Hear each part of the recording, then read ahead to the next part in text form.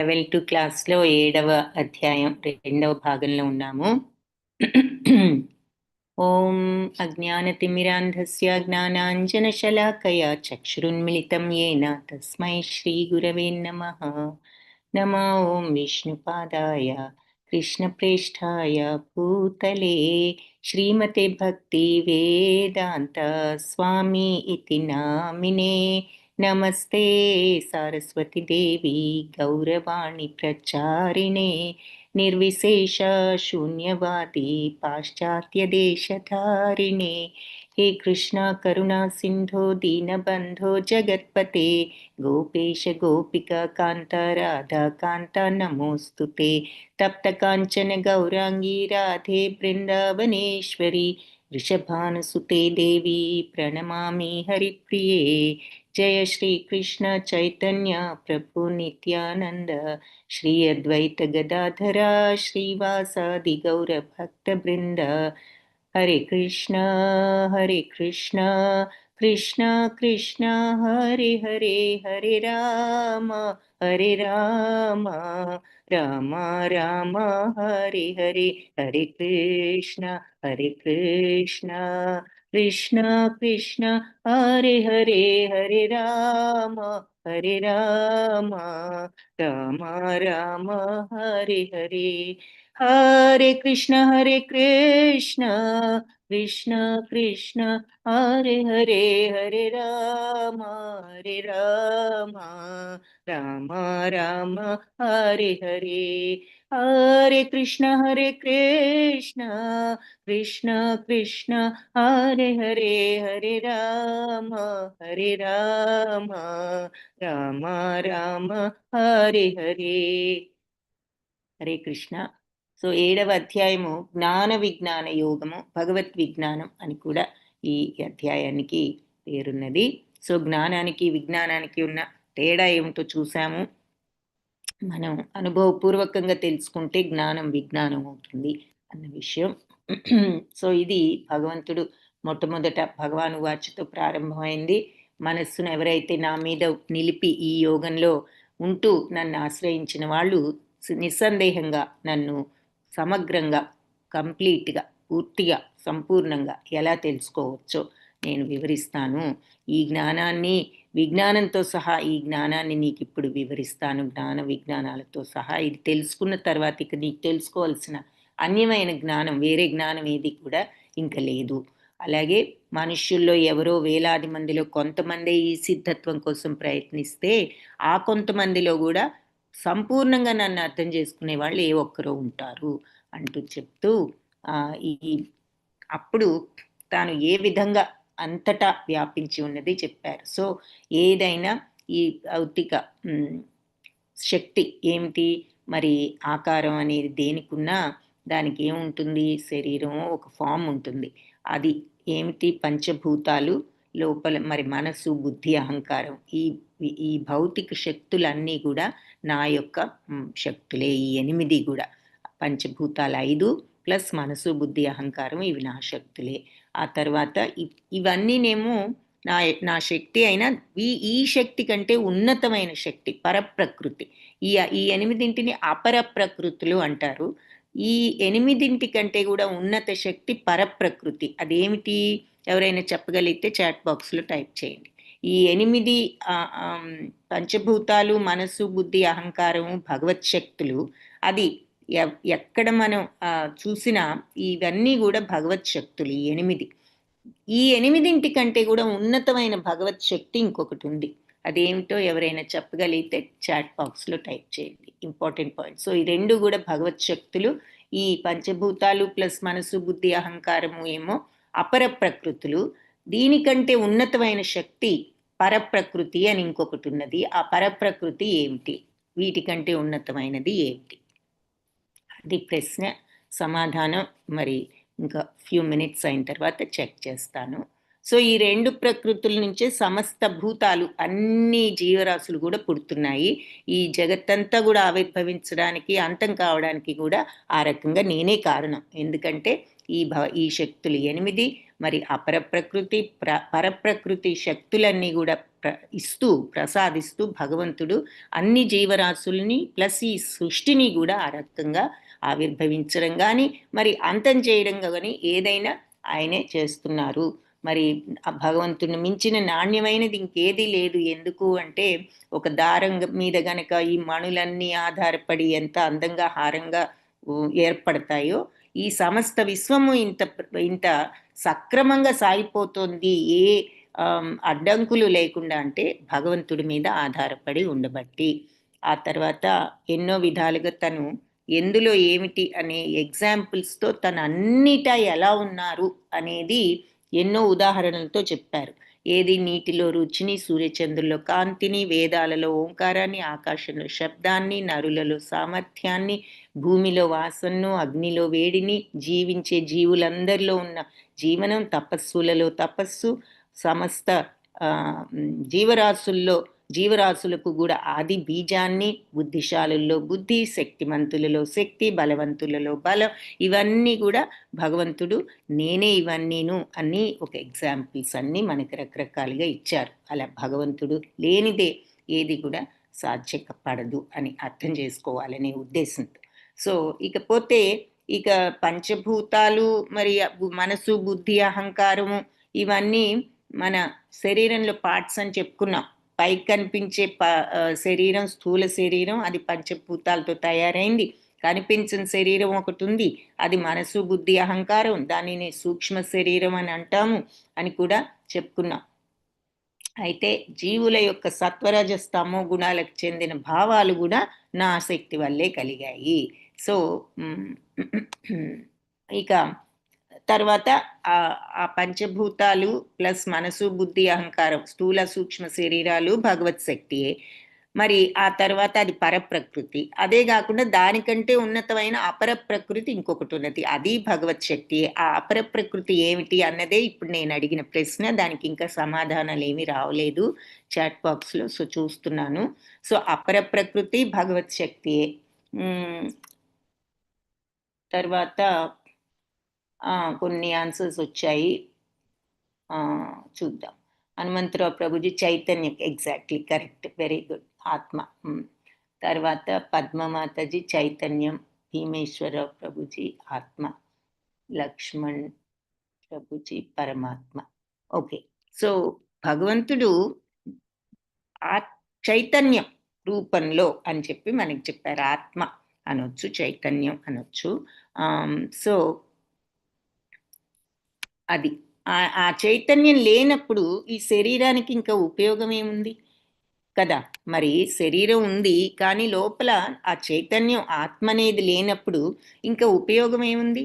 So భగవంతుడు ఆ రకంగా సర్వత్రా వ్యాపించారు, మనలోనే కాదు, జంతువులోను, పక్షిలోను, చేపలోను, అన్నింట్లోనూ, ఆఖరికి మరి చెట్టులోను, ఈ విశ్వం అంతటా కూడా వ్యాపించబట్టే విశ్వం కూడా ఇంత కరెక్ట్గా పనిచేస్తోంది. మరి భూమి తిరుగుతున్నా, సూర్యుడు వెలుగుతున్నా, మరి మిగిలిన గ్రహాలన్నీ కూడా వాటి స్థానాల్లో అవి పరిభ్రమిస్తున్నా, ఏది జరుగుతున్నా ఆ చైతన్యం ఉండబట్టే జరుగుతోంది. ప్రతిదీ కూడా, ప్రతి వస్తువు, ప్రతిదీ కూడా పనిచేస్తోంది అంటే జీవి, ఎందుకంటే ఆ చైతన్యం ఉండబట్టే. ఆ చైతన్యమే భగవంతుడు, అది ఆయన యొక్క ఉన్నత శక్తి. ఇంకా ఎందుకంటే పైగా ఆకారం ఉన్న లోపల చైతన్యం లేకపోతే పనిచేయదు కాబట్టి అది ఇంపార్టెంట్. కాబట్టి ఈ ఆకారం కూడా పనిచేయాలి అంటే అందుకని అది ఇంకా ఉన్నత శక్తి.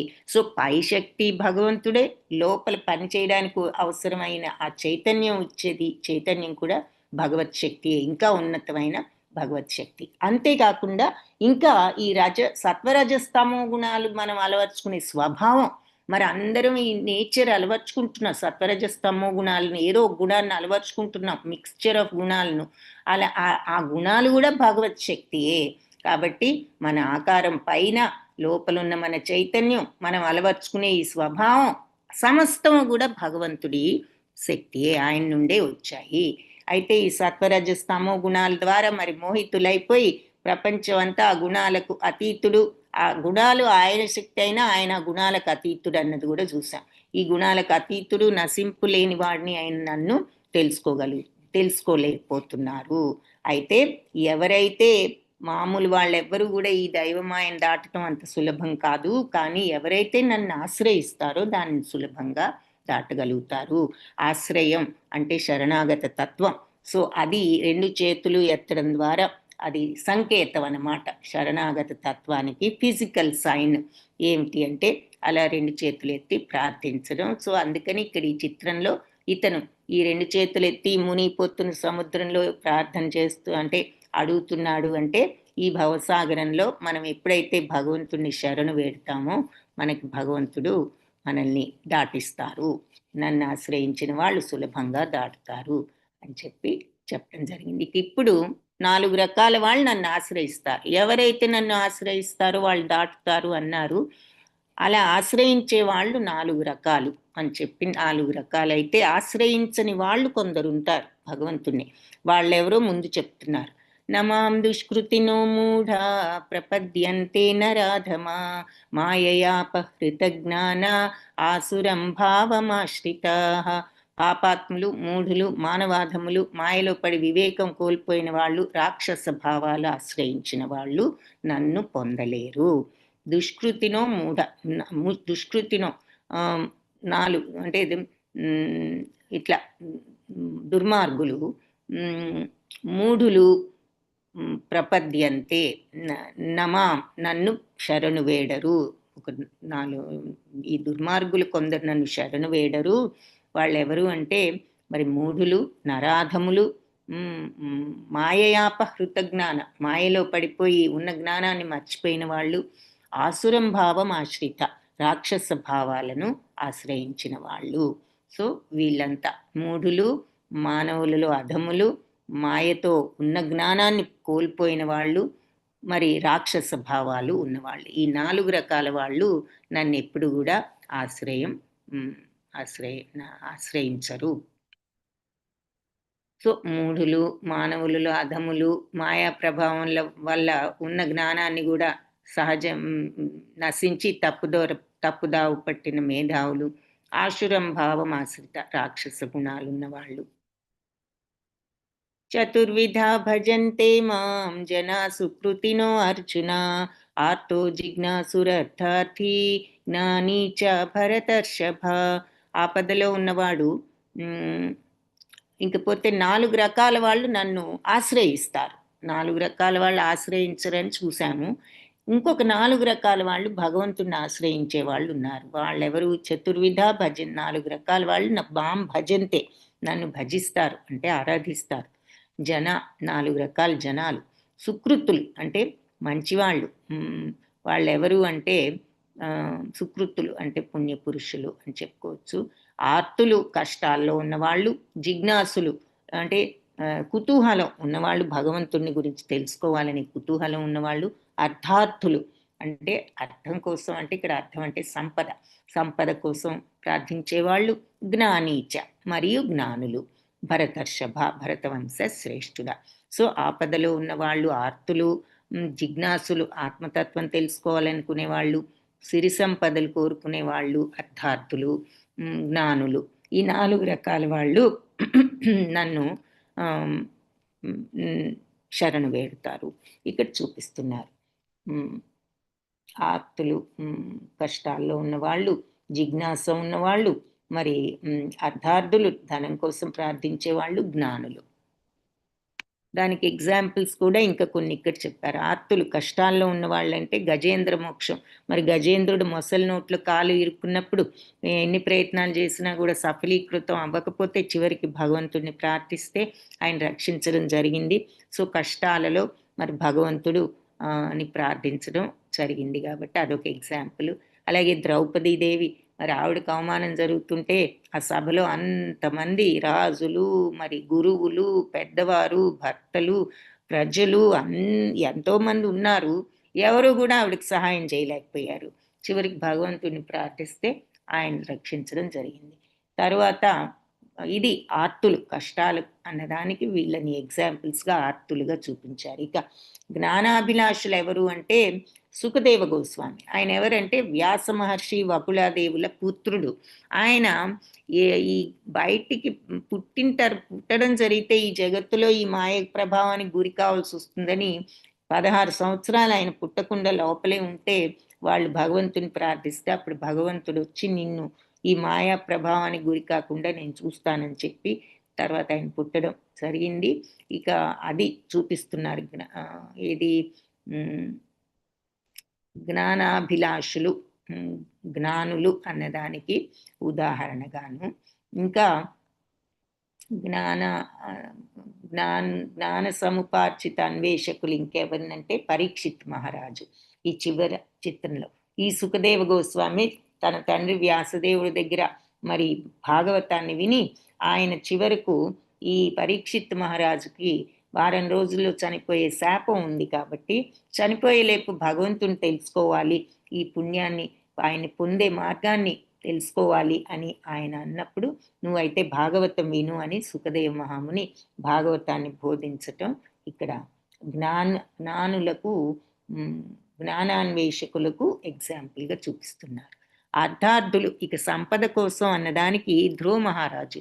మరి ధ్రువ మహారాజు తండ్రి ఒళ్ళో కూర్చోబోతే సవతి తల్లి క్రిందికి దించేసి నీకు రాజ్యార్హత కానీ ఒడిలో కూర్చునే అర్హత కానీ లేదు, నువ్వు నా కుమారుడు కాదు కాబట్టి అనేసరికి అప్పుడు ఆ చిన్న మనసు గాయపడి తల్లి దగ్గరికి వెళ్ళి ఇదేమిటి, ఎందుకు నాకు ఈ అర్హత లేదంటే దానికి ఎవరు ఏమి చేయలేరు నాయన, భగవంతుడే నీకు సహాయం చేయాలి అంటే ఆ భగవంతుడిని అడుగుతాను అంటూ మరి వెళ్ళి తపస్సు చేయడం జరిగింది. కాకపోతే భగవత్ ప్రత్యక్షం జరిగిన తర్వాత ఇక ఆయన ధనము రాజ్యం ఏది అడగలేదు. ఆ టైంకి ఇక భక్తుడు అయిపోయాడు కాబట్టి, కానీ భగవంతుడే అన్ని ప్రసాదించడం జరిగింది. సో అర్ధార్థి అన్నదానికి ధ్రువ మహారాజును కూడా చూపిస్తున్నారు. తర్వాత సుగ్రీవుడు మరి ఆయన అన్నైన వాలి తన రాజ్యాన్ని కూడా తీసుకుని ఇతన్ని తరిమివేయడం జరిగింది కాబట్టి శ్రీరామచంద్రుడి యొక్క శరణు వేడి తన రాజ్యాన్ని ఇప్పించవలసిందిగా అడగడం జరిగింది కాబట్టి సుగ్రీవుణ్ణి కూడా సంపద కోసం ఎగ్జాంపుల్గా చూపిస్తున్నారు. ఇకపోతే జిజ్ఞాసులు అంటే తెలుసుకోవాలనే కుతూహలం ఉన్నవాళ్ళు ఎవరు, ఇక నైమిషారణ్యంలో మహర్షులు మునులందరూ కూడా ఈ సూత మహాముని దగ్గరకు వెళ్తారు. వెళ్ళి ఈ అసలు అన్ని జగత్తులో అన్నిటికంటే శ్రేష్టమైనది ఏది, వేదాల సారం ఏమిటి అని ప్రశ్నలన్నీ కూడా భగవంతుడు ఎలా అవతరించారు, ఎందుకు అవతరించారు, ఆయన అవతారాలు ఏమిటి, లీలా అవతారాలు, పురుష అవతారాలు, తర్వాత మరి ఈ ధర్మం ఎక్కడికి వెళ్ళింది, అంతా శ్రీకృష్ణావతారం అంతమైన తర్వాత ధర్మం ఎక్కడున్నది, ఎక్కడ తలదాచుకున్నది, ఇలాంటి 6 ప్రశ్నలు అడుగుతారు ఈ నైమిషారణ్యంలో ఉన్న ఋషులంతా కూడా సూత మహాముని. సూత మహాముని ఎందుకు అడిగారు అంటే సుఖదేవ మహాముని పరీక్షిత్ మహారాజు భాగవతం చెప్పడం పైన చూశాం కదా, అక్కడ సూత మహాముని, నారద మహాముని వీళ్ళందరూ కూడా విన్నారు. మొట్టమొదటిసారి భాగవత ప్రవచనం జరగడం అదే కాబట్టి మునులు విన్నవాళ్ళు ఉన్నారు. సో అలా సూత మహాముని డైరెక్ట్గా ముక్త పురుషుడైన సుఖదేవ మహాముని నుంచి విన్నాడు కాబట్టి ఈ మునులంతా కూడా సూత మహాముని వెళ్ళి అడిగారు, నువ్వు ఆయన దగ్గర నుంచి స్వయంగా విన్నావు, అంతటి మహానుభావుడి దగ్గర నుంచి, నీకు అందుకని మాకు వివరించే శక్తి సామర్థ్యాలు నీకున్నాయి, ఈ ప్రశ్న అన్నిటికీ సమాధానం చెప్పవలసింది అని వాళ్ళు జిజ్ఞాసతో అడిగారు. కాబట్టి అది నైమిషారణ్యంలో మునులను ఇక్కడ ఎగ్జాంపుల్గా చూపిస్తున్నారు. సో ఇంతకీ 4 రకాల వాళ్ళు, ఈ 4 రకాల వాళ్ళు భగవంతుణ్ణి శరణు వేడతారు అన్నది ఇక్కడ చెప్తున్నారు.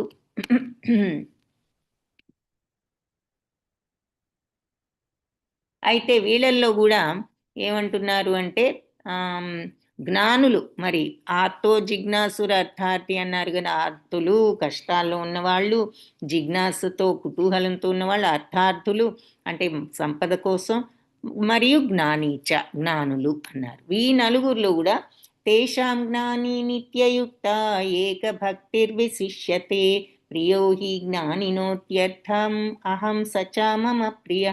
ఈ నలుగురిలో కూడా నిత్యం భగవంతుని భక్తితో భజించే ఆత్మజ్ఞాని ఉత్తముడు, అలాంటి జ్ఞానికి నేను ప్రియమైన వాడిని, నాకు కూడా అతను ఎంతో ప్రియమైన వాడు అని చెప్పి చెప్తున్నారు. ఉదారా సర్వ ఏవైతే జ్ఞాని త్వాత్మైవ మే మతం అస్థిత సహి యుక్తాత్మ మామేవాన్ ఉత్తమాం గతిం.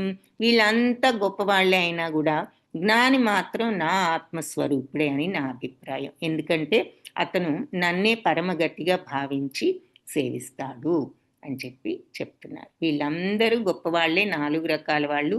కానీ అందరిలోకి కూడా జ్ఞాని నా ఆత్మస్వరూపుడే.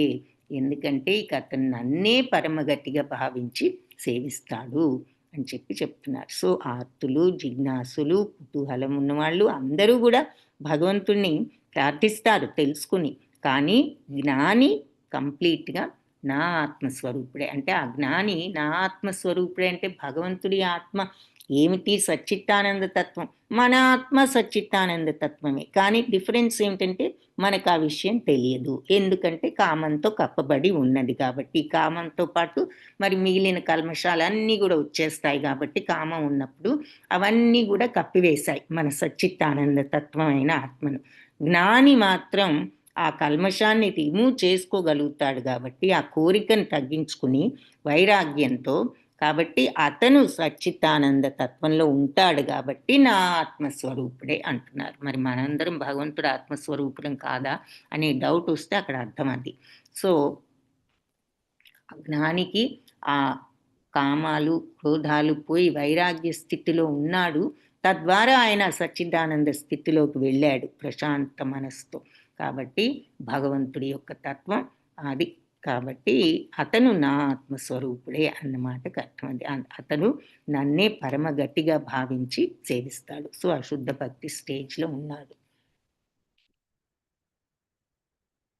ఆ భక్తి బహూనాం జన్మనామంతే, ఇది ఇంపార్టెంట్ శ్లోక. జ్ఞానవాన్ మాం ప్రపద్యతే వాసుదేవ సర్వమితి సమహాత్మా సుదుర్లభ.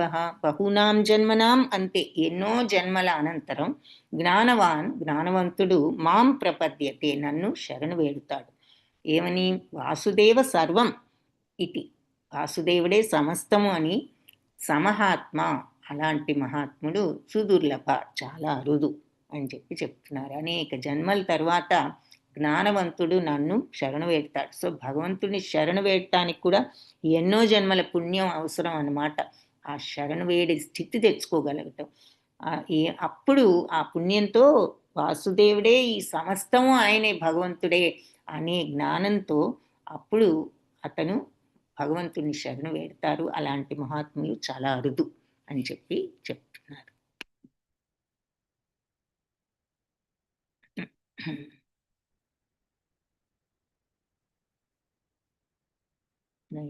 శ్లోక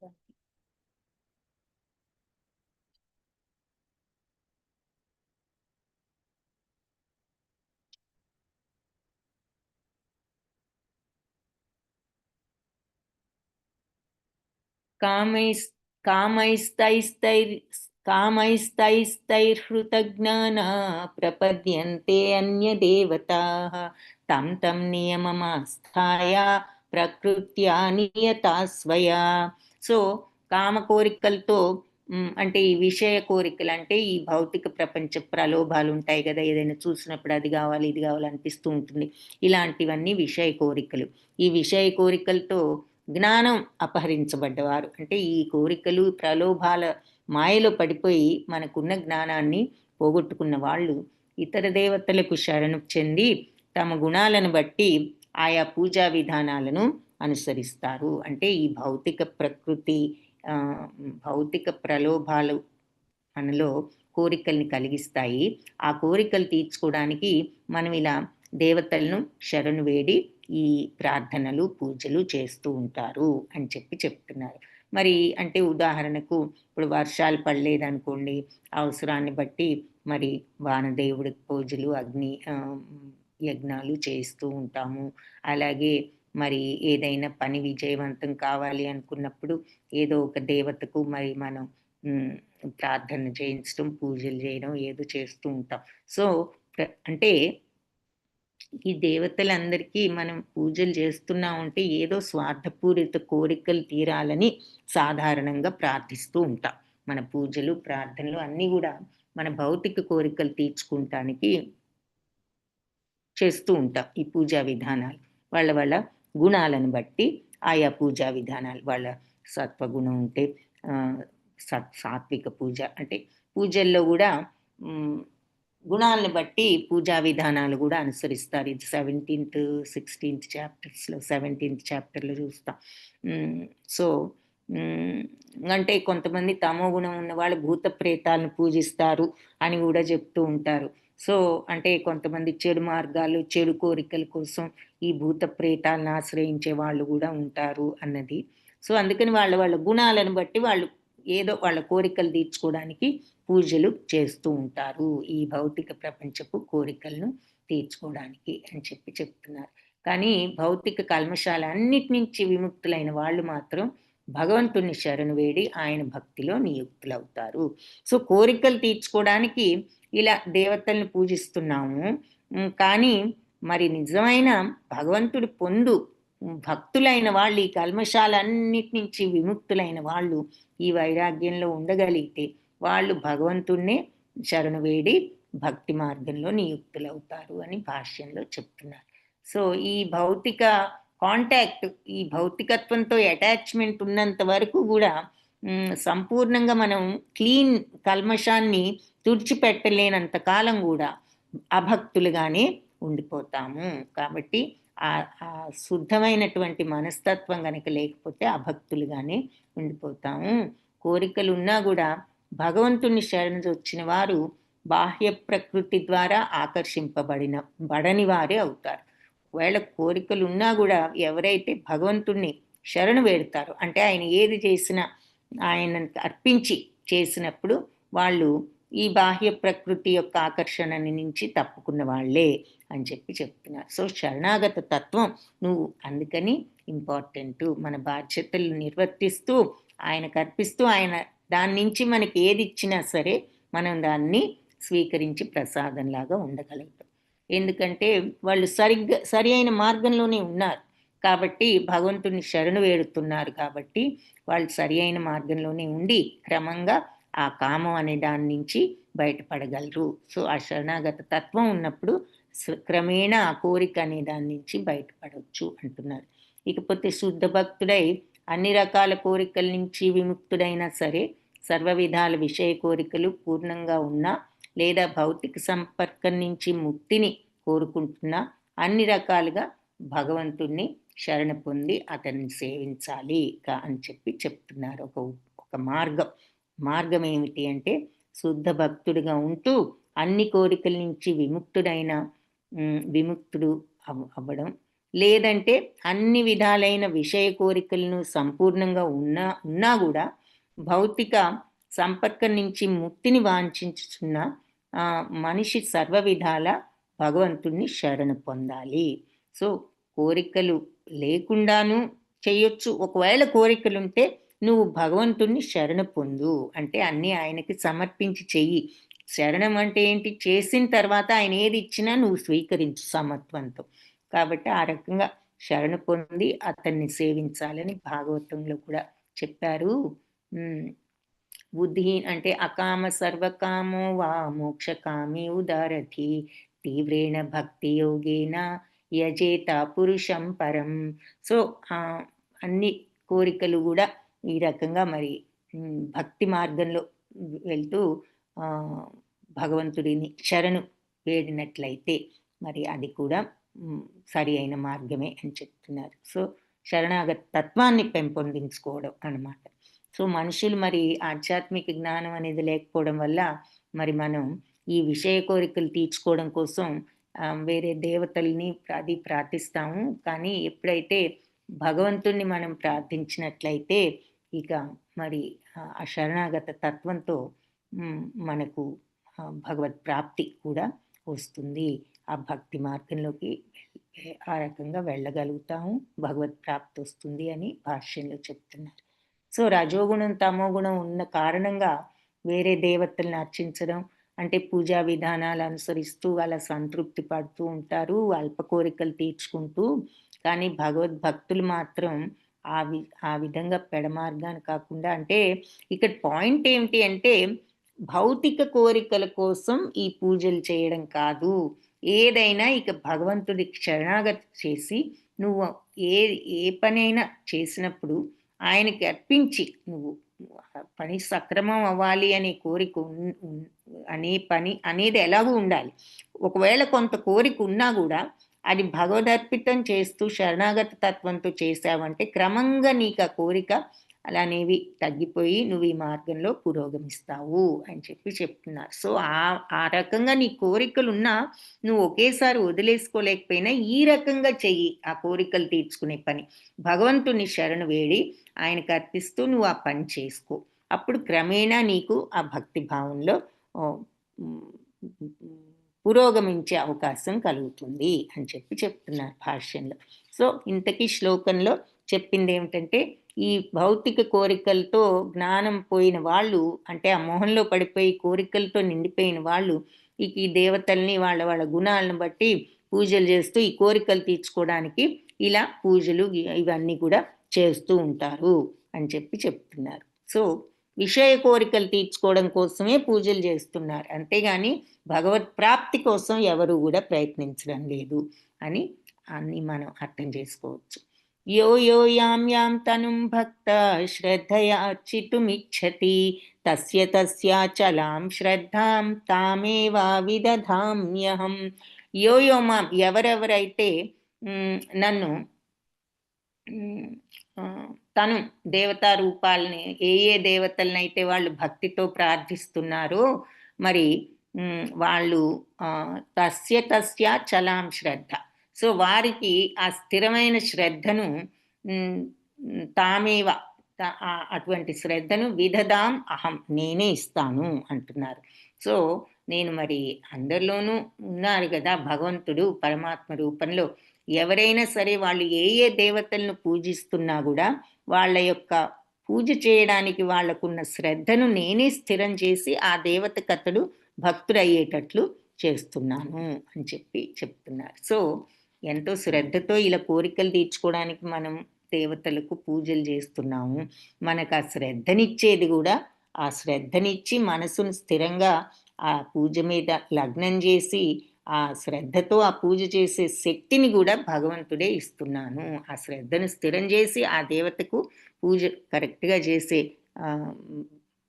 శక్తిని కూడా నేనే ఇస్తున్నాను అంటున్నారు. ఎవరైనా ఆ దేవతను శ్రద్ధతో అర్చించాలి అనుకున్నప్పుడు వాళ్ళకి ఆ శ్రద్ధను కూడా నేనే ప్రసాదిస్తాను అని చెప్తున్నాడు. సో భగవంతుడు అన్ని ఆఖరికి మనం శ్రద్ధతో ఎవరికైనా పూజ చేయాలనుకున్నప్పుడు ఆ శ్రద్ధనిచ్చేది కూడా భగవంతుడే అని ఈ శ్లోకాల్లో చెప్తున్నారు.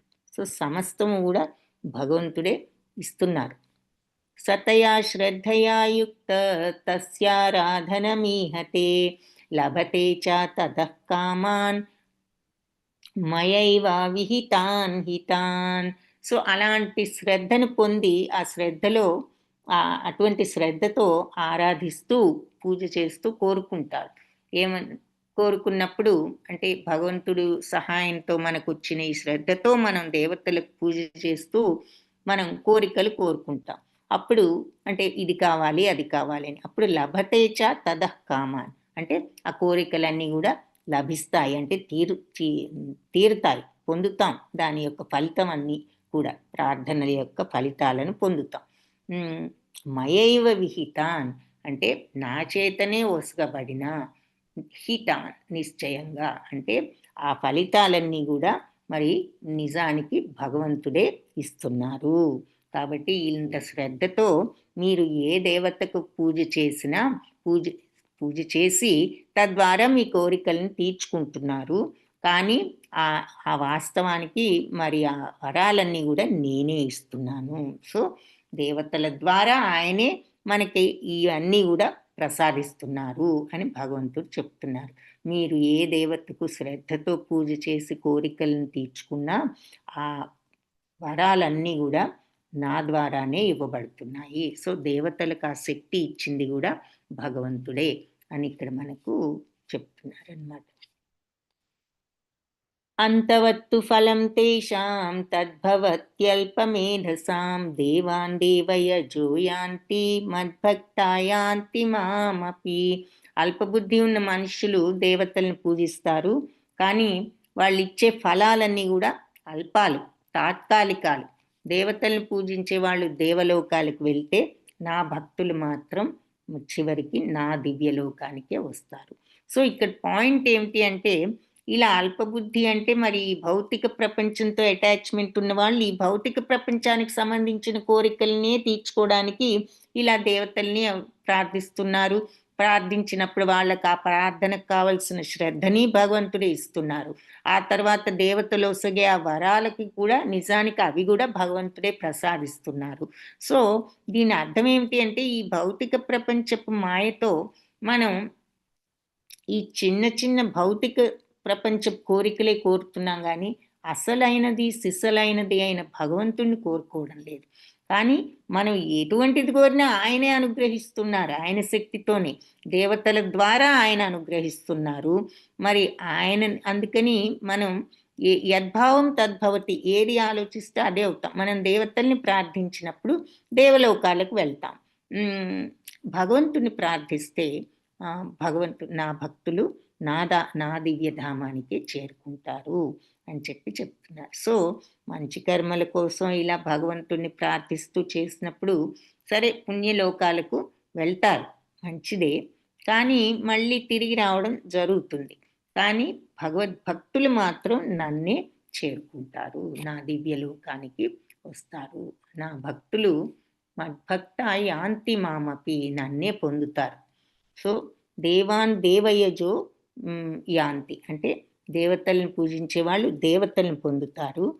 నా భక్తులు నన్నే పొందుతారు. సో, దేవతలు అంటే అందరూ గూడా భగవంతుడి యొక్క మరి ఆయన యొక్క శక్తికి ప్రతీకలు. ఒక్కొక్క శక్తికి ఒక్కొక్క దేవత అని చెప్పుకోవచ్చు. సో, వీళ్ళంతా భగవంతుడి యొక్క పార్ట్స్, ఆయన శక్తిలో భాగాలు. కానీ అంతిమంగా అన్నీ గూడా భగవత్ శక్తియే. సో, దేవతలు ఎవరైనా మనం దేవతలను పూజించినప్పుడు యద్భావం తద్భవతి కాబట్టి వాళ్ళ దగ్గరికి వెళ్తాము. నా భక్తులు నా దగ్గరికి వస్తారు. నన్నే పొందుతారు అని చెప్తున్నారు. సో, పాయింట్ ఏమిటి అంటే ఈ భౌతికత్వంతో మనం చిన్న చిన్న విషయాల కోసం కాదు. మనం అసలైనటువంటి భగవత్ ప్రాప్తి కోసం మనం పరిశ్రమించాలి. మనం ట్రై చేయాలి. సాధన చేయాలి అని ఇక్కడ అర్థం. ఈ చిన్న చిన్న భౌతిక సంబంధించిన కోరికల కోసం పూజలు అవి కాకుండా చేస్తే తీరుతాయి. కాదని కాదు. కానీ ఫైనల్ గోల్ ఏమిటి? అసలు మన డెస్టినేషన్ ఏమిటి? మన గమ్యం ఏమిటి? అంటే భగవత్ ప్రాప్తి. కాబట్టి ఆ భగవంతుణ్ణి మరి మనం ఆ మార్గంలో ఉండటం ముఖ్యం అని ఇక్కడ అర్థం. ఎంతసేపు ఈ భౌతిక కోరికలు తీర్చుకునే పూజలు కాదు. అందుకే అల్పబుద్ధి అంటే ఇక వివేకం అంతవరకే ఉంది మనకి. ఎంతసేపు ఈ కోరికలే తీర్చుకోవాలనుకుంటున్నామే గానీ, ఇది ఎన్నాళ్ళు మనం పర్మనెంట్‌గా ఉంటామా ఇక్కడ? అవి కావాలి, ఇవి కావాలి అంటున్నాము. అసలు మనకిక్కడ కొంత టైమే ఉంది. ఈ టైం అయిపోయిన తర్వాత మన పరిస్థితి ఏమిటి? అది మనం చూసుకోవాలన్నమాట. అందుకని అనే విషయం ఇక్కడ చెప్తున్నారు అది. సో, అప్పుడు మనకి భగవత్ ప్రాప్తి ఉంటే వీటన్నిటి నుంచి కూడా మరి విముక్తులం అయ్యే స్టేజ్ అది. సో, అంతిమంగా మరి మనం వెళ్ళవలసిన స్థానం అది. కాబట్టి అది కోరిక కంటే కూడా మన బాధ్యత అన్నట్లుగా మనం ఆ ప్రయాణం సాగించాలి. అవ్యక్తం వ్యక్తిమాపన్నం మన్యంతే మాం అబుద్ధయః పరం భావం అజానంతో మమ అవ్యయం అనుత్తమం. అవ్యక్తం అంటే వ్యక్తం కాని స్వరూపం, వ్యక్తిమాపన్నం అంటే అవ్యక్త స్వరూపాన్ని పొందని వాడిని, అంటే ఆకారం లేదనుకుని అనుకుంటారు అబుద్ధయులు. అంటే వివేకం లేని వాళ్ళు నన్ను చూసి ఇతనికి ఇంతకు ముందు ఏది ఆకారం లేదనుకుంటారు. ఇప్పుడేదో ఒక ఆకారంతో వచ్చాననుకుంటారు. పరంభావం అజానంతో నా దివ్యభావం తెలుసుకోలేక, దివ్యత్వం తెలుసుకోలేక నన్ను అవ్యయుడనని ఉత్తముడనని వాళ్ళు అర్థం చేసుకోలేక ఈ రకంగా అనుకుంటారు. కాబట్టి నన్ను సంపూర్ణంగా అర్థం చేసుకోలేని అబుద్ధయులు, వివేకం లేని వాళ్ళు నన్ను మొదట నేనేదో ఆకారం లేనివాణ్ణి అని అనుకుంటారు. వాళ్ళ యొక్క అల్ప జ్ఞానం వల్ల నేను నాశనరహితుడనని, ఎంతో ఉత్తముడనని నా దివ్య స్వభావాన్ని వాళ్ళు తెలుసుకోలేకపోతున్నారు. సో, భగవంతుణ్ణి మరి ఈ వివేకం లేకపోవడం వల్ల మరి ఆయన ఉత్తముడు, ఆయన నాశనరహితుడు అని భగవంతుడి యొక్క దివ్యత్వాన్ని అర్థం చేసుకోలేకపోతున్నారు అని చెప్పి చెప్తున్నారు.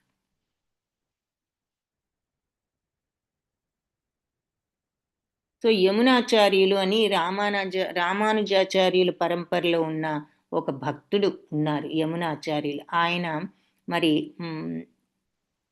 ఈ రకంగా చెప్పారట. ఏమనంటే, ప్రభు వ్యాసదేవుడు, నారదుడు ఇలాంటి భక్తులంతా కూడా నువ్వు దేవదేవుడని వాళ్ళకి తెలుసు. మరి వేదవాంగ్మయాన్ని అర్థం చేసుకోవడం ద్వారా నీ గుణాలను, నీ రూపాన్ని, నీ కర్మలను తెలుసుకుని మనిషి నువ్వు దేవదేవుడు అని అర్థం చేసుకుంటాడు వేదాల ద్వారా. కానీ రజోతమో గుణాలున్న దానవులు, భక్తి లేని వాళ్ళు మాత్రం నిన్నెప్పుడు కూడా తెలుసుకోలేరు, వాళ్ళు నిన్ను అర్థం చేసుకోలేరు. ఆ భక్తులైన వాళ్ళు వేదాంతాన్ని, ఉపనిషత్తుల్ని, ఇతర వేదవాంగ్మయాల్ని కూడా ఎంతో నిపుణతతో చర్చించినప్పటికీ కూడా ఆదిదేవుడైన నిన్ను అర్థం చేసుకోవడం వారికి సాధ్యం కాదు అని చెప్పి చెప్తున్నారు. సో ఈ వేదవాంగ్మయాలు ఇవన్నీ చదివి ఎంతో తెలివిగా వాళ్ళు చర్చించినా కూడా ఆ భక్తి లేనప్పుడు నీకు నిన్ను అర్థం చేసుకోవడం వాళ్ళకి సాధ్యం కాదు. కాబట్టి కేవలం వేదాల అధ్యయనం చేయడం ద్వారా భగవంతుడు తెలియబడడని బ్రహ్మ సంహితంలో కూడా చెప్పారు. కాబట్టి చదవడమే కాదు, దానిని మరి అలవర్చుకోవాలి, ఆ విజ్ఞానాన్ని పొందాలి. కాబట్టి భగవంతుని గురించి కేవలం ఆయన కరుణతోనే సాధ్యం కాగలదు. సో కాబట్టి దేవతల్ని పూజించేవారు వారే బుద్ధిహీనులు కాదు. భక్తిభావం అనేది లేనప్పుడు కేవలం వేదాంత చర్చ, వేదవాంగ్మయంపై ఊహాగానాలు చేయటం ఇక అనవసరం అని చెప్పి ఈ శ్లోకంలో మనకి అర్థమవుతుంది, ఆయన చెప్పిన శ్లోకంలో. సో ఈ శ్లోకంలో భగవంతుడు కూడా ఈ అల్పజ్ఞానం వల్ల వాళ్ళు నేనేదో రూపం లేకుండా ఉన్నాను, ఇప్పుడు వచ్చానని అనుకుంటున్నారు, అవతరించానని.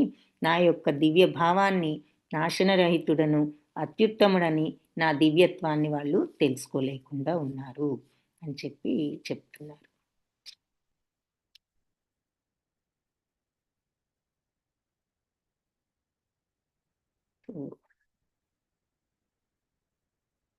నాహం ప్రకాశ సర్వస్య యోగమాయా సమావృతః మూఢోయం నాభిజానాతి లోకో మామజమవ్యయం. సో నేను ప్రకాశ అంటే వ్యక్తుడని కాను, నా అహం ప్రకాశ.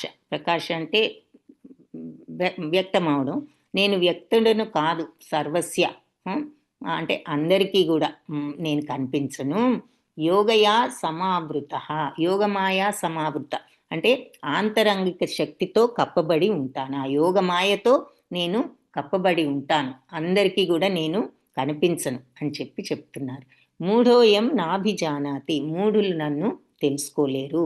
లోకోమాం, లోకంలో నన్ను అజ పుట్టుక లేని వాడినని, అవ్యయం నశింపు లేని వాడినని వాళ్ళు తెలుసుకోలేరు, మూఢులు. సో భగవంతుడు ఏం చెప్తున్నారంటే, మూఢులకు, అజ్ఞానులకు మరి నేను యోగమాయతో నేను కవర్ అయి ఉంటాను. నేను ప్రతి ఒక్కరికి వ్యక్తం కాను, అందరికీ వ్యక్తం కాను నేను.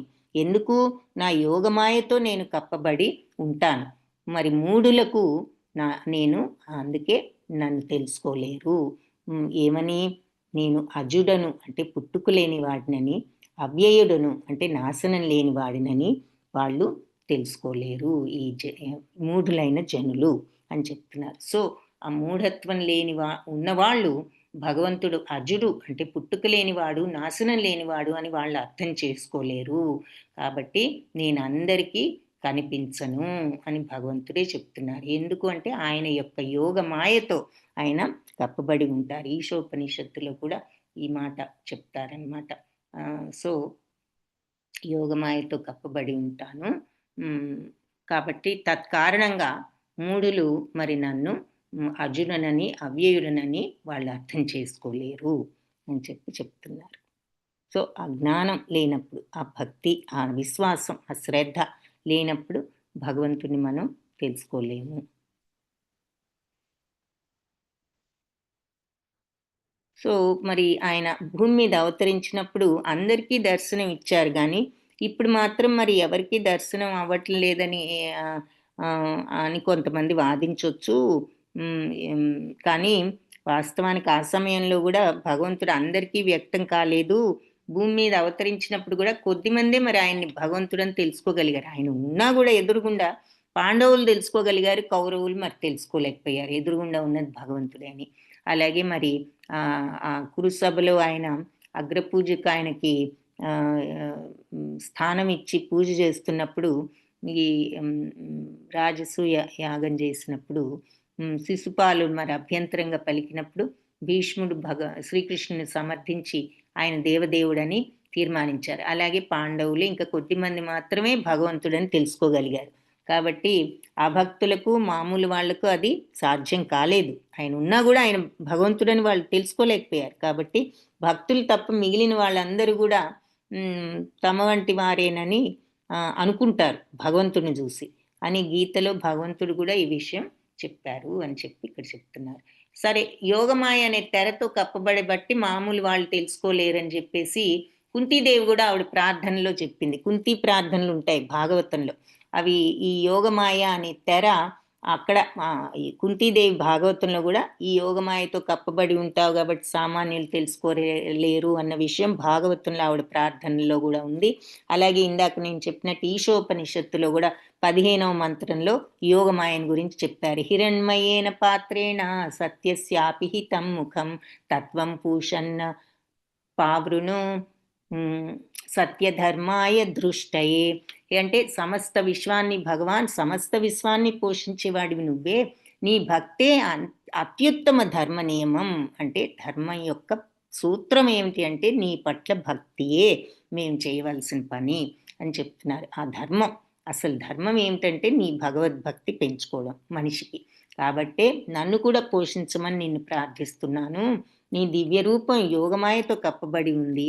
అలాంటి యోగమాయ బ్రహ్మజ్యోతితో ఆచ్ఛాదితమై ఉన్నది. సో నీ ఆ బ్రహ్మజ్యోతితో కప్పబడి ఉంది. నీ సచ్చిదానంద విగ్రహాన్ని దర్శించడానికి మాకు అడ్డు కలిగిస్తున్న ఆ ప్రకాశమాన కాంతిని, ఆ బ్రహ్మజ్యోతిని ఉపసంహరించు అని నేను ప్రార్థిస్తున్నాను. ఆ హిరణ్య గర్భం అంటే ఆ బంగారు కాంతి, బంగారు దీపం అన్నమాట ఆ బ్రహ్మజ్యోతి. దాంతో నీ యొక్క విగ్రహం, సచ్చిదానంద విగ్రహం కప్పబడి ఉంది. కాబట్టి ఆ కాంతిని నువ్వు కొంచెం తగ్గించి నాకు నిన్ను చూసే అవకాశం కల్పించమని ప్రార్థిస్తున్నాను అని ఈశోపనిషత్తులో ఉంటుందన్నమాట. సో అలాంటి యోగమాయ మరి నీ బ్రహ్మజ్యోతి అది దాంతో కవర్ అయి ఉంది అని చెప్పి చెప్తున్నారు. సో అదే ఇక్కడ భగవంతుడు నా యొక్క, నేను అందరికీ కనిపించను, నా ఆంతరంగిక శక్తి అంటే నా యోగమాయతో నేను కప్పబడి ఉంటాను. కాబట్టి అజ్ఞానులు నన్ను చూడలేరు. నేను అజుడను అంటే పుట్టుక లేని వాడిని, నాశనం లేని వాడిని అని వాళ్ళు తెలుసుకోలేరు అని చెప్పి చెప్తున్నారు. ఆ విషయం ఇక్కడ మరి కుంతీదేవి ప్రార్థనల్లోనూ అదే చెప్పారు. మరి ఈశోపనిషత్తులో కూడా భగవంతుడి విగ్రహం ఇలా ఈ బ్రహ్మజ్యోతి ఈ ప్రకాశమైన కాంతితో కప్పబడి ఉంది అని చెప్పి చెప్పారు. వేదాహం సమతీతాని వర్తమానాని చ అర్జున భవిష్యాని చ భూతాని మాం తు వేదన కశ్చన. అర్జున, మరి దేవదేవుణ్ణైన నేను గతంలో జరిగిన సమస్తాన్ని, ప్రస్తుతం జరిగే సర్వాన్ని, భవిష్యత్తులో జరుగుతున్న వాటన్నిటినీ కూడా ఎరుగుదును. అలాగే జీవులందరినీ కూడా నేను ఎరుగుదును, కానీ నన్నెవ్వరూ ఎరుగరు అని చెప్పి చెప్తున్నారు. సో నాకు అన్ని గతంలో జరిగింది, ప్రస్తుతం జరిగే సర్వము ఇవన్నీ కూడా నాకు తెలుసు. భవిష్యత్తులో జరిగేది కూడా తెలుసు. జీవులందరూ కూడా తెలుసు, కానీ నన్ను మాత్రం ఎవరు తెలుసుకోలేకపోతున్నారు.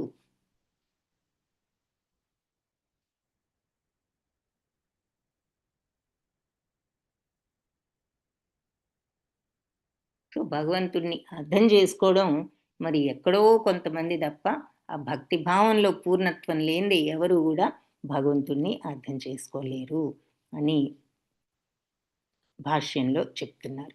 ఇచ్ఛాద్వేష సముత్తేన ద్వంద్వమోహేన భారత సర్వభూతాని సమ్మోహం సర్గే యాంతి పరంతప.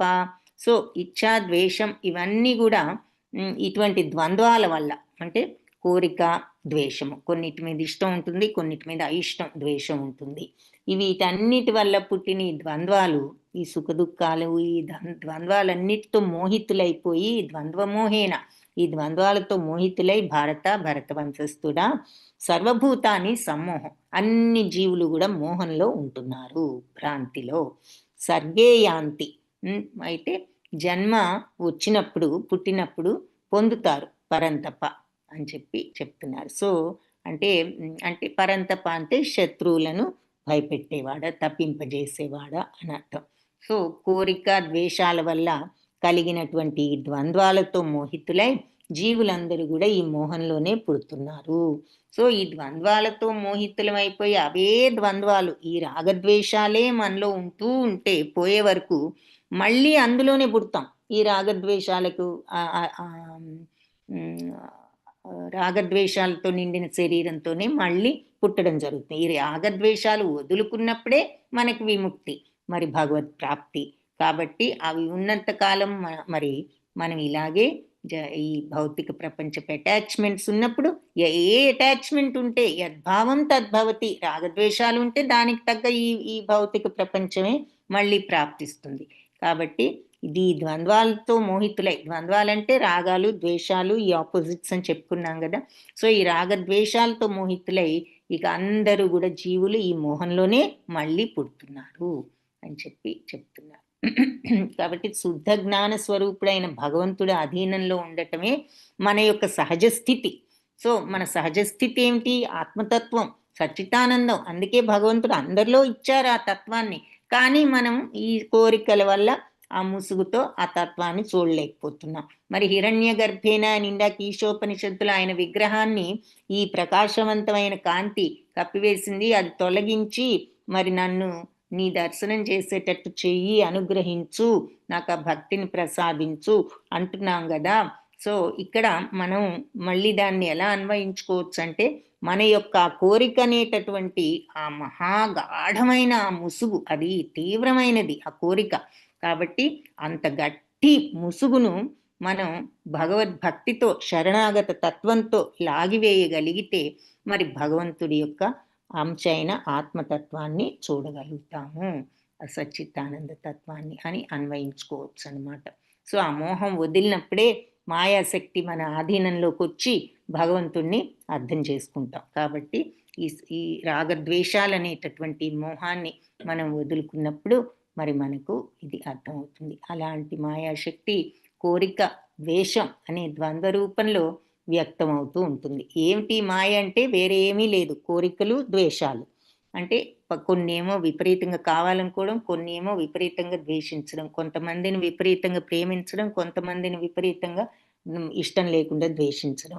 ఈ ద్వంద్వ రూపాల్లోనే మన యొక్క మాయ, ఇదే మాయ, ఈ రాగద్వేషాలే మాయ అని చెప్తున్నారు. కాబట్టి ఇలాంటి కోరికలు, ద్వేషాల వల్ల ఈ మూర్ఖ మానవుడు భగవంతుడితో ఏకం కావాలని కోరి భగవంతుడు మరి ఆయన విషయంలో ఈర్ష్యను పొందుతాడు.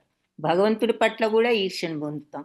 కోరిక ద్వేషాలతో ఎవరైతే వాటి నుంచి బయటపడతారో అలాంటి మోహం లేని శుద్ధ భక్తులు మాత్రం భగవంతుడు తన ఆంతరంగిక శక్తితే ఆవిర్భవించును అని వాళ్ళు అర్థం చేసుకుని, ద్వంద్వాలు మరియు అజ్ఞాన కారణంగా మోహితులైన వారు ఆ భగవంతుడి భౌతిక ప్రకృతిచే పడును అని భావిస్తారు. అంటే ఓవరాల్గా ఏం చెప్తున్నారంటే, ఈ మోహాలతో ఉన్నవాళ్ళు ఆయన ఈ భౌతిక ప్రకృతితో ఆయన పొందొచ్చు అని అనుకుంటారు ఈ భావాలతో. కానీ రాగద్వేషాలకు అతీతంగా వెళ్ళనప్పుడు, ఆ శుద్ధత్వం మనసులో లేనప్పుడు, ఆ నిష్కల్మష తత్వం లేనప్పుడు భగవంతుని పొందడం అసాధ్యం.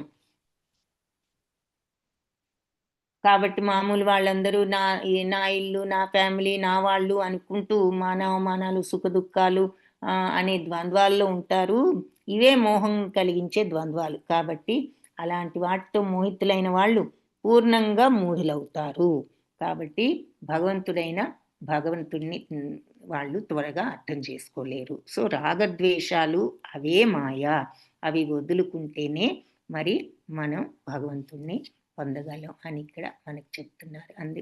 ఇంతకీ శ్లోకంలో ఏం చెప్పారంటే, భగవంతుడు అదే చెప్పారు. కోరిక ద్వేషాల వల్ల కలిగే ద్వంద్వాలతో మోహితులయ్యారు. కోరిక ద్వేషం, రాగము ద్వేషం వల్ల ఇలా మోహితులయ్యి నన్ను ఆ మోహంలోనే మళ్ళీ మళ్ళీ జన్మిస్తున్నారు. సో రాగద్వేషాలు వదులుకోకపోతే మళ్ళీ మళ్ళీ ఆ మోహంలోనే చిక్కుకుపోతాము అని ఇక్కడ మనకు అర్థమవుతుంది. కాబట్టి క్లియర్‌గా చెప్పారు భగవంతుడు. దేనికి మోహంలో చిక్కుకుపోయాము, మళ్ళీ మళ్ళీ ఈ జన్మనే తెచ్చుకుంటున్నాము అంటే రాగద్వేషాల వలన. येषां त्वन्तगतं పాపం జనానాం పుణ్యకర్మణాం తే ద్వంద్వమోహనిర్ముక్తా భజంతే మాం దృఢవ్రతాః. పూర్వజన్మలోను ప్రస్తుత జన్మలోను పుణ్యకార్యాలను చేస్తూ పాపాలను పూర్తిగా నశింపజేసుకున్న మనుష్యులు ద్వంద్వమోహాల నుంచి విడిపడ్డ వారై నా సేవయందు దృఢవర్తంతో నెలకొంటారు. సో ఎవరైతే పూర్వజన్మలైనా ఈ జన్మలైనా పుణ్యాలు చేస్తూ పాపాలన్నీ కూడా పోగొట్టుకుని ఉన్న మనుష్యులు వాళ్ళు ద్వంద్వమోహాల నుంచి విడుదలై నా సేవలో నెలకొంటారు, స్థితులై ఉంటారు. సో పుణ్యకార్యాల ద్వారా మనం మన పాపాలను దూరం చేసుకుని ఈ ద్వంద్వాలనే మోహం నుంచి కూడా బయటపడచ్చు. సో పుణ్యం అందుకని మనం సత్వగుణాన్ని అలవర్చుకుని పుణ్యకార్యాలు చేస్తూ తద్వారా పాప విమోచనం చేసుకుని తద్వారా ఈ రాగద్వేషాలను కూడా ఆ పుణ్యకార్యాలు క్రమేణ మనస్సును కూడా క్లీన్ చేస్తాయి, ఆ కలుషితాన్ని పారదొరులుతాయి. సో అందుకని ఆ రకంగా ద్వంద్వమోహాల నుంచి బయటపడి నా యొక్క సేవలో నియుక్తులై ఉంటారు అని చెప్తున్నారు. సో పాపులు, నాస్తికులు, మూర్ఖులు అంటే ఆధ్యాత్మిక స్థితి పొందాలంటే దాని అర్హత పొందటానికి అర్హత కలిగిన వాళ్ళు ఎవరు అనేది ఇక్కడ చెప్తున్నారు. పాపులు, నాస్తికులు, మూర్ఖులు మరి కోరిక ద్వేషాలనే ద్వంద్వాలను దాటడం వాళ్ళకి అసాధ్యం. కాబట్టి ధర్మ నియమానుసారంగా జీవితాన్ని గడుపుతూ పుణ్య మార్గంలో ప్రవర్తిస్తూ పాప ఫలితాలను నశింపజేసుకున్న వాళ్ళే మరి భగవద్భక్తిలో నియుక్తులు అవ్వగలరు అని చెప్పి ఈ భాష్యంలో చెప్తూ తర్వాత క్రమంగా భగవంతుని తలుచుకుంటూ సమాధి మగ్నులు అవుతారు. ఆధ్యాత్మిక స్థితిలో నెలకొనడానికి ఇదే సరైన పద్ధతి. శుద్ధ భక్తుల సాంగత్యంలో భక్తి భావన ద్వారా ఇలాంటి ఉద్ధారం సాధ్యపడగలదు అని చెప్తున్నారు. మహాభక్తుల సాంగత్యంలో మనిషి భ్రాంతి నుంచి బయటపడతాడు అని చెప్తున్నారు. సో శ్లోకంలో ఈ జన్మలోను ముందు జన్మలోను పుణ్యకార్యాలు చేస్తూ పాపాలను నశింపజేసుకుని ఆ రకంగా మనుషులు ఈ ద్వంద్వాలు రాగద్వేషాల నుంచి బయటపడి నా భక్తిలో నియుక్తులవుతారు. సో ఆ పుణ్యకార్యాలు మనని మనం శుద్ధి చేసుకోవడానికి ఉపయోగపడి మన పాపాలన్నిటిని కూడా శుద్ధి చేసి భగవంతుడి భక్తిలో మనల్ని నియుక్తులను చేస్తాయి పుణ్యకార్యాలు. ఆ రకంగా మన మనస్సును కూడా శుద్ధి చేసి భగవద్భక్తిలో స్థితులం అయ్యేటట్లు చేస్తాయి. జరామరణ మోక్షాయ మామాశ్రిత్య యతంతియే తే బ్రహ్మ తద్విదుకృత్స్నం అధ్యాత్మం కర్మ చాఖిలం. సో మరి జరామరణ మోక్షాయ అంటే జర అంటే ముసలితనం, ఓల్డ్ ఏజ్, మరణం, వీటన్నిటి నుంచి విముక్తి కలిగించి మామాశ్రిత్య నన్ను ఆశ్రయించి యతంతి ప్రయత్నిస్తారు. ఎవరైతే నన్ను ఆశ్రయించి జనన మరణాల నుంచి విముక్తి చెందడానికి ప్రయత్నిస్తారో తే బ్రహ్మ వాళ్ళు బ్రహ్మాన్ని తత్ యథార్థంగా అంటే చాలా క్లియర్గా తెలుసుకుంటారు. ఎవరైతే నన్ను ఆశ్రయించి ఈ జనన మరణం నుంచి ఈ ముసలితనం జరామరణాల నుంచి విముక్తి చెందాలని ఎవరైతే నన్ను ఆశ్రయిస్తారో వాళ్ళు నన్ను నిజంగా తెలుసుకుంటారు. కృత్స్నం సర్వస్వాన్ని కూడా ఆధ్యాత్మం దివ్యమైన కర్మచ అఖిలం అన్ని కర్మలను కూడా పూర్తిగా అంటూ చెప్తున్నారనమాట.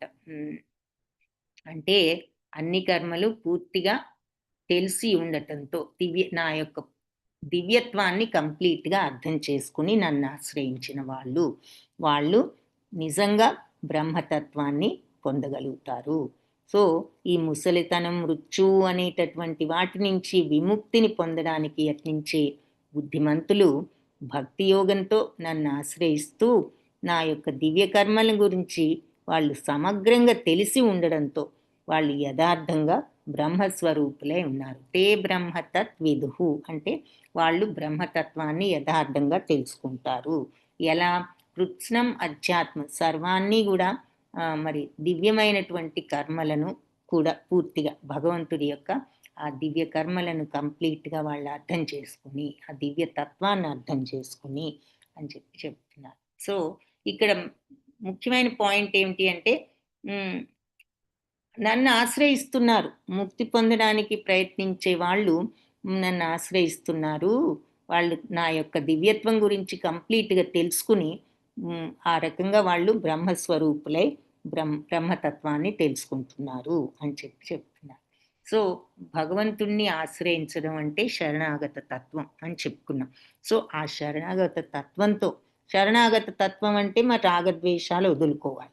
అంటే రాగద్వేషాలు ఉన్నంత వరకు మనకు అది కావాలి, ఇది కావాలని మన యొక్క కంట్రోల్‌లో ఉంటున్నాం. మనకిది కావాలి, మనం కావాల్సింది జరగాలనుకుంటున్నాం గానీ, భగవంతుడు ఏది ఇచ్చినా మనం స్వీకరించాలి. ఆయన మనకిది ఇస్తున్నాడు అంటే మనకిది ప్రాప్తమని ఆయనకు తెలుసు కాబట్టే ఇస్తున్నారు. కాబట్టి మనం ఏ జడ్జ్‌మెంట్ లేకుండా స్వీకరించగలిగినప్పుడు శరణాగత తత్వం. కాబట్టి ఆ రకంగా శరణాగత తత్వంతో ఆయన యొక్క కర్మలను సమగ్రంగా తెలుసుకొని అంటే ఆయన ఏది చేసినా దానికి ఒక కారణం ఉంటుంది అని మనం ఇక ఆ విషయాన్ని ఆ రకంగా మనం సరిపెట్టుకుని అర్థం చేసుకుని సరిపెట్టుకోవడం కూడా కాదు మనస్ఫూర్తిగా అర్థం చేసుకుని మనం ఉండగలిగినప్పుడు ఆ శరణాగత తత్వంతో అది బ్రహ్మస్వరూపులు వాళ్ళు అజ్ఞానాన్ని పొందుతారు.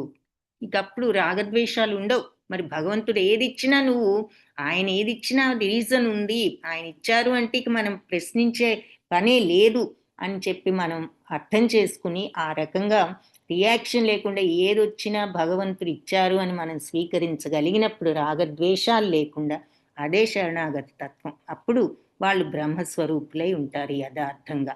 ఎందుకు? నా దివ్య కర్మల గురించి వాళ్ళకి సమగ్రంగా తెలుసు. అంటే ఏది చేసినా భగవంతుడు రీజన్ లేకుండా చెయ్యరు. అది వచ్చింది అంటే ఆయనకి అన్నీ తెలుసు.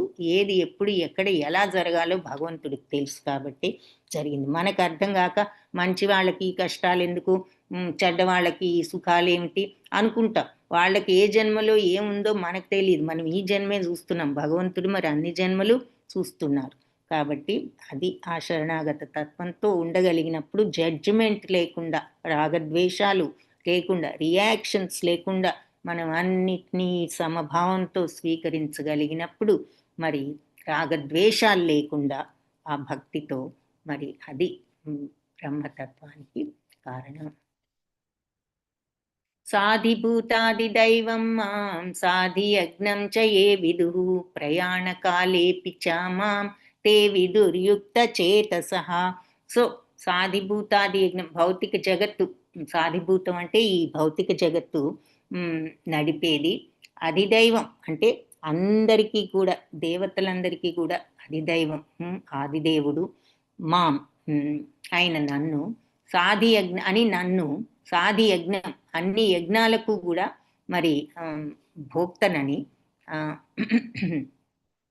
తెలుసుకుని ఏ విధు ఎవరైతే ఈ రకంగా నన్ను అర్థం చేసుకుంటారో నేను సమస్త భౌతిక జగత్తును నడిపించేవాణ్ణి మరి అన్ని దేవాది దేవుడను అన్ని యజ్ఞాలకు కూడా భోక్తను అని ఎవరైతే అర్థం చేసుకుంటారో ప్రయాణకాలే పిచ్చ అంటే వెళ్ళిపోయే మరణ సమయంలో కూడా మాం అంటే నన్ను తే విదుర్యుక్త చేతస వాళ్ళు తెలుసుకునే ఉంటారు. సో, ఎవరైతే నా మీద మనస్సుతో నన్ను దేవదేవుణ్ణని ఈ భౌతిక జగత్తును దేవతలను సమస్త యజ్ఞాలను కూడా నేను నియమించేవాడిని అని తెలుసుకుని మరణ సమయంలో కూడా నన్ను అవగాహనతో తెలుసుకునే ఉంటారు. ఈ రకంగా నన్ను అర్థం చేసుకున్న వాళ్ళు లాస్ట్‌లో కూడా అదే అవగాహనతో నన్ను తెలుసుకునే ఉంటారు. సో, ఈ అవగాహన ఒకసారి వచ్చింది అంటే ఏది భగవంతుడే సమస్త జగత్తును అన్ని దేవతలకు మరి సమస్త యజ్ఞాలకు అంటే ఎక్కడ ఏ పని ఏది జరిగినా అన్నీ కూడా భగవంతుడి శక్తి లేనిదే ఆయన ఆజ్ఞ లేనిదే ఆయన యొక్క శక్తి లేనిదే ఏది కూడా జరగదు అనేది అర్థం చేసుకున్న వాళ్ళు ఇక నిజమైన జ్ఞానం అటువంటిది వచ్చినప్పుడు ఇక వాళ్ళు మరణ సమయంలో కూడా ఆ జ్ఞానం వాళ్లకు ఉంటుంది. ఇక అది పోదు అని చెప్తున్నారు. దానికి మరి ఉదాహరణగా ఇక్కడ మనకేం చూపిస్తున్నారు అంటే హ్మ్. భీష్మ పితామహుడు మరి చివరిలో ఆయన ఎప్పుడు కావాలంటే అప్పుడు పోయే వరం ఉన్నది ఆయనకి. అయినా గూడా ఆయన ఉత్తరాయణం కోసం వేచి చూస్తూ విష్ణు సహస్రనామాన్ని జపిస్తూ శ్రీకృష్ణుడి సమక్షంలో మరి ఆయన ప్రాణాలు వదలటం జరిగింది. సో, ఆ అండర్‌స్టాండింగ్ ఉన్నవాళ్ళు లాస్ట్‌లో గూడా నన్ను హ్మ్, తెలుసుకునే ఉంటారు అని చెప్తారు. సో, అది ఇక్కడ సప్తమ అధ్యాయం మరి కంప్లీట్ చేశాము. హ్మ్. ఆహ్, హరే కృష్ణ, కృష్ణ కృష్ణ హరే హరే, హరే రామ, రామ రామ హరే హరే. వాంఛాకల్పతరుభ్యశ్చ కృపా సింధుభ్య ఏవ చ పతితానాం పావనేభ్యో వైష్ణవేభ్యో నమో నమః.